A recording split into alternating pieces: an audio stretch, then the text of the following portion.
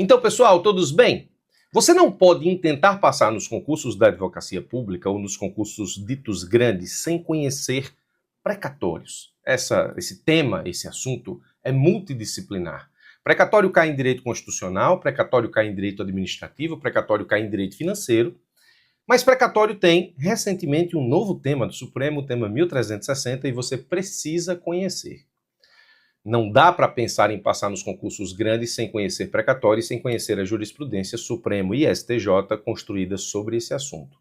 Como de praxe aqui no canal, eu vou te explicar minuciosamente o tema 1360, mas eu vou fazer isso a partir de um enunciado. E aí você precisa se desafiar nesse enunciado, porque ao se desafiar nesse enunciado, você vai codificar a resposta sobre o enunciado e sobre o tema 1360 de uma forma muito melhor para a sua memória de longo prazo. Então, eu vou te apresentar um enunciado e você tenta responder esse enunciado sem consultar nenhum material, sem consultar nenhum professor. Vamos lá. Imagine o seguinte: Ebédico é credor de precatório. Contudo, no pagamento do seu crédito, os valores pagos via precatório foram corrigidos pela TR quando deveriam ter sido ajustados pelo IPCAE. Ou seja, há uma diferença, nesse caso, de índice na atualização do precatório de Ebédico. E isso aconteceu sem observar a incidência dos índices constantes da tabela da Resolução CNJ 303 de 2019, que prevê a atualização pelo IPCAE para todo o período antes da Emenda Constitucional 113 de 2021. Se você já estudou a Emenda Constitucional 113 de 2021, inclusive comigo aqui no canal, você sabe que essa Emenda Constitucional 113 de 2021 estabelece, portanto, para juros moratórios e para correção monetária dos precatórios, a incidência da taxa Selic. Antes dessa emenda 113 de 2021, nós temos o IPCAE para a atualização monetária. Mas houve um erro. No pagamento do precatório de Ebédico, era para esse precatório ser atualizado pelo IPCAE e aplicou-se a TR. Então, existe um saldo de Ebédico a receber. O que eu estou questionando nesse enunciado, ele é um enunciado autoral, é o seguinte: nesse caso, como se dará o pagamento da diferença da incidência dos índices a Ebédico? Ou seja, existe um saldo a receber. Como é que esse pagamento vai ser feito? Como é que esse saldo vai ser pago a Ebédico? A melhor coisa que você faz para você agora é pausar o vídeo e tentar responder aquilo que eu estou questionando, sem consultar nenhum material, sem consultar nenhum professor, porque, como eu já te disse, você vai codificar na memória de longo prazo muito melhor a mensagem e a resposta que eu vou te dar a partir de agora. Então, pausa e tenta responder. Muito bem, vamos lá. Para responder aquilo que está sendo questionado, ou seja, como é que Ebédico vai receber essa diferença, nós temos que passear pelo artigo 100 da Constituição Federal, caput e parágrafo 8º, para entender o problema.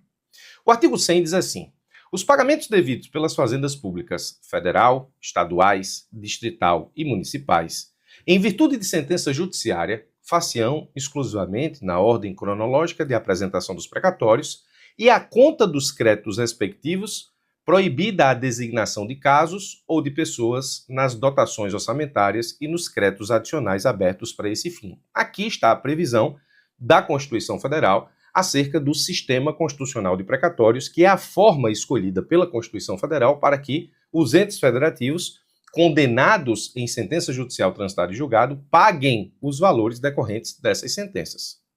Sistema Constitucional de Precatórios, certeza absoluta que você já estudou isso. No parágrafo 8º, nós temos a seguinte redação: é vedada a expedição de precatório complementar ou suplementar de valor pago, bem como o fracionamento, repartição ou quebra do valor da execução para fins de enquadramento de parcela do total ao que dispõe o parágrafo 3º deste artigo. O que nos interessa nesse parágrafo 8º é exatamente a primeira parte que diz: é vedada a expedição de precatório complementar ou suplementar de valor pago. E aí, se você pegar literalmente o que está escrito no parágrafo 8º do artigo 100 da Constituição Federal, fica parecendo que não é possível fazer o pagamento do saldo a Ebédico no que diz respeito ao erro da atualização do seu precatório, porque, veja, é vedada a expedição de precatório complementar ou suplementar. Então, por uma interpretação literal do artigo 100, parágrafo 8º da Constituição Federal, não é possível responder aquilo que está sendo questionado. Contudo, eu preciso que você entenda, antes de avançarmos na resposta, entenda algumas definições importantes. E aqui, essas definições são importantes para o enfrentamento de uma prova subjetiva, de uma prova oral, onde você precisa demonstrar para o seu examinador conhecimento, além da média dos candidatos. Entenda as definições quando a gente vai classificar os precatórios. O precatório originário é aquele que requisita o valor total proposto na execução / cumprimento. O precatório parcial é aquele expedido para os casos de valor incontroverso, ou seja, aquele valor não embargado ou não impugnado. Certeza também que você sabe o que é o pagamento do incontroverso. Quando eu inicio o cumprimento de sentença contra a Fazenda Pública, cumprimento de sentença ou cumprimento de acórdão, e eu digo que a Fazenda Pública me deve, por exemplo, R$500 mil, se a Fazenda Pública, na impugnação ao cumprimento, disser que ela não deve 500, ela deve 300, então esse valor 300 é um valor incontroverso e, portanto, pode ser expedido precatório desse valor de 300 mil, enquanto 200 mil continuam sendo discutidos na impugnação ao cumprimento de sentença ou acórdão da Fazenda Pública. Esse valor incontroverso, cujo precatório já pode ser expedido, nesse caso, se faz mediante precatório parcial. Aqui é a parte que nos interessa mais. Precatório suplementar é aquele emitido para o pagamento de valor residual, portanto, o valor que era controverso, ele deixa de ser controverso na impugnação ao cumprimento. Vamos dizer que a Fazenda perde, no exemplo que a gente citou, aqueles 200 mil que ficaram controvertidos, a Fazenda perde, e aí o juiz ele precisa expedir um precatório suplementar ao precatório parcial de 200 mil. Então, aquele valor que não havia ainda transitado em julgado e assim deixou de constar da requisição parcial do controverso, ou aquela expedida para o pagamento de créditos não incluídos na requisição originária em razão de erro material. Então, precatório suplementar é aquele que suplementa precatório parcial do controverso, ou precatório suplementar é aquele que, nesse caso, visa incluir no precatório originário exatamente algum valor que não foi efetivado em razão de erro material. E o precatório complementar, que é o que nos interessa, mais especificamente para o enunciado, é aquele expedido para o pagamento de diferenças, juros ou correção monetária que não constou na requisição originária.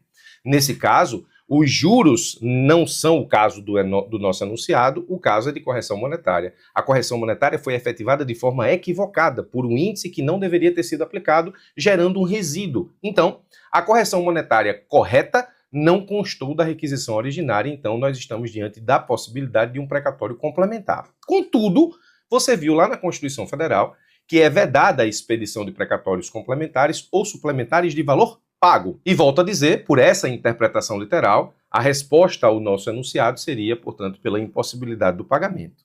Preciso te chamar a atenção que esse precatório complementar, que é justamente nesse caso expedido justamente para pagar resíduos de juros ou correção monetária, que não constou na requisição originária, ele é possível, mas a partir de uma interpretação da jurisprudência.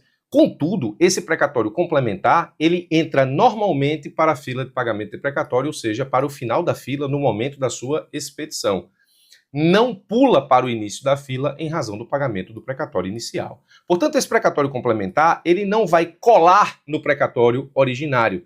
E aqui, nesse caso, o precatório é originário porque entendeu-se que, a princípio, ele tinha todo o valor. Mas o precatório originário chegou no momento de pagamento, depois de transcorrer a fila do pagamento de precatórios, e, havendo a necessidade de expedição de um precatório complementar, como é no nosso caso do enunciado, nós não vamos ter que esse precatório complementar vai colar no precatório originário para ser pago logo em seguida. Não, ele vai, nesse caso, para o final da fila do pagamento de precatório. Presta atenção porque isso aqui vive caindo em concurso. Muito bem. Dito o que está estabelecido no artigo 100, parágrafo 8º da Constituição, entendendo as definições do que é precatório originário, precatório parcial, precatório suplementar e precatório complementar, entendendo que se houver pagamento de precatório complementar, ele vai para o final da fila de pagamento precatório, mas o credor vai receber o valor residual, nós vamos para a jurisprudência do Supremo sobre a possibilidade do pagamento desse resíduo. Nós vimos, de novo, que pela interpretação literal do artigo 100, parágrafo 8º, isso não é possível, mas o Supremo Tribunal Federal, ele tem, por ocasião do julgamento dessa ADI aqui, tem a possibilidade de complementação de depósitos insuficientes, sendo admitida pela sua jurisprudência, para que casos? Para diferenças resultantes de erros materiais ou aritméticos, ou de inexatidão dos cálculos dos precatórios, não podendo alcançar substituição de critério adotado quando da prolação da sentença de liquidação pelo juízo, exceto no campo do índice de correção monetária, uma vez extinto este por norma legal ou em substituição introduzido outro.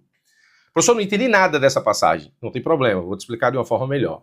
Do mesmo modo, julgou o Supremo nessa ADI 2924 o seguinte: também se registrou a possibilidade de complementação ou suplementação para atualização dos valores decorrentes de correção de erro material ou de inexatidão aritmética contidos no precatório original, bem assim da substituição por força de lei do índice aplicado. Essa segunda passagem já deixou mais clara a possibilidade de precatório complementar ou suplementar as hipóteses em que isso é permitido. E aqui, mesmo após a emenda 62 de 2009, a famosa emenda do calote, que deu nova redação ao artigo 100 e incluiu o referido parágrafo 8º no texto da Constituição, a jurisprudência do Supremo mantém a orientação sobre a admissibilidade de complementação ou suplementação de precatório nas seguintes hipóteses: existência de erro material, inexatidão aritmética e substituição de índices de correção monetária por alteração normativa. Então, agora você está diante da jurisprudência do Supremo Tribunal Federal, que admite a expedição de precatório suplementar ou complementar nesses casos: existência de erro material, que nesse caso gere um resíduo de crédito para o credor do precatório, inexatidão aritmética, que gere um resíduo de crédito para o credor do precatório, ou se houver substituição do índice de correção por alteração normativa. Essa hipótese do inciso 3 é justamente a hipótese do nosso enunciado. Nós tivemos uma alteração legislativa para mudar a atualização do precatório da TR para o IPCAE, mas no momento do pagamento do precatório aebédico, a atualização se deu de forma equivocada, gerando, portanto, um resíduo. Então, o Supremo admite a expedição do precatório complementar nesse caso. Então, muito bem. A tese no tema 1360, ela vem a consagrar, a partir de um tema de repercussão geral, exatamente essa jurisprudência, e ela ficou assim definida. É vedada a expedição de precatórios complementares ou suplementares de valor pago, então isso está na Constituição, e o acréscimo às hipóteses excepcionais estão na jurisprudência do Supremo, salvo nas hipóteses de erro material, inexatidão aritmética ou substituição de índices aplicáveis por força de alteração normativa. Você já sabe que essa disposição constitucional por si só, ela não resolve o problema do pagamento do resíduo aebédico. Eu te apresentei as definições do que é precatório complementar e suplementar, e agora você sabe que é possível precatório complementar ou suplementar para as hipóteses de erro material, inexatidão aritmética ou substituição de índice aplicável por força de alteração normativa, gerando isso um resíduo de crédito ao credor do precatório. E o item 2 do tema 1360, então o item 1 está resolvido, espero que você tenha entendido, mas o tema 1360 tem um outro tópico que é o seguinte: a verificação de enquadramento nas hipóteses admitidas de complementação ou suplementação de precatório pressupõe o reexame de matéria fático-probatória. Esse item 2 tem o objetivo específico de fazer com que as pessoas não empanturrem o Supremo Tribunal Federal de recursos extraordinários, para que o Supremo verifique, no caso a caso, se existe uma das hipóteses de precatório complementar ou suplementar, quais sejam erro material, inexatidão aritmética ou substituição de índice aplicável por força de alteração normativa.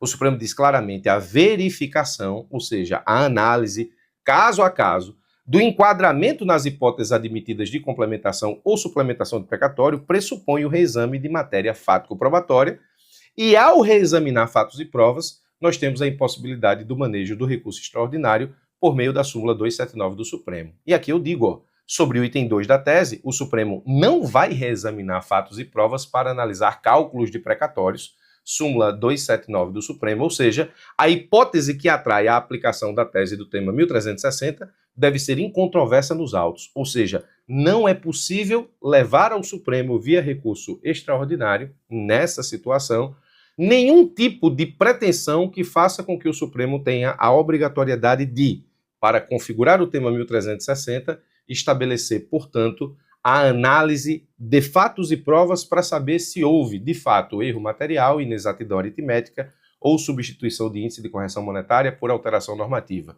Essa hipótese tem que restar incontroversa nos autos para que seja admitido o recurso extraordinário. Então, o Supremo Tribunal Federal, sobre o item 2, disse o seguinte: Não cabe ao Supremo examinar se, em uma situação concreta, ou seja, reexame de fatos e provas, a complementação ou suplementação de precatório está enquadrada nas hipóteses admitidas pela jurisprudência. Essa análise exige o reexame de fatos e provas do processo, o que atrai incidência da súmula 279 do Supremo, ou seja, a impossibilidade do manejo do recurso extraordinário nesse sentido para a reanálise de fatos e provas. A resposta do nosso enunciado, ou seja, se EBESCO recebe aquele valor residual e como ele recebe, a resposta é que sim, ele vai receber, e essa diferença ele vai receber decorrente da incidência do item de correção por meio de precatório complementar, ou seja, a forma de pagamento do resíduo a EBESCO é a expedição de um precatório complementar. Contudo, atente-se para o fato de que esse precatório complementar entra normalmente para a fila de pagamento de precatório e não pula para o início da fila em razão do pagamento anterior do precatório inicial. Ou seja, existe a expedição de precatório complementar, mas ele vai para o final da fila de pagamento, embora esteja garantido, portanto, a EBESCO o direito de receber o resíduo em razão da aplicação do índice de correção equivocado. Eu espero que você tenha entendido o tema 1360. Ele não é tão simples quanto efetivamente a leitura do tema parece fazer entender. E se isso cai na sua prova, muita gente vai se embananar para responder e eu espero que você não. Depois desse vídeo, você consiga, nesse caso, desenvolver o tema 1360 da melhor forma possível, gabaritando o questionamento. Ok? Muito obrigado pela sua atenção, forte abraço e até os nossos próximos encontros.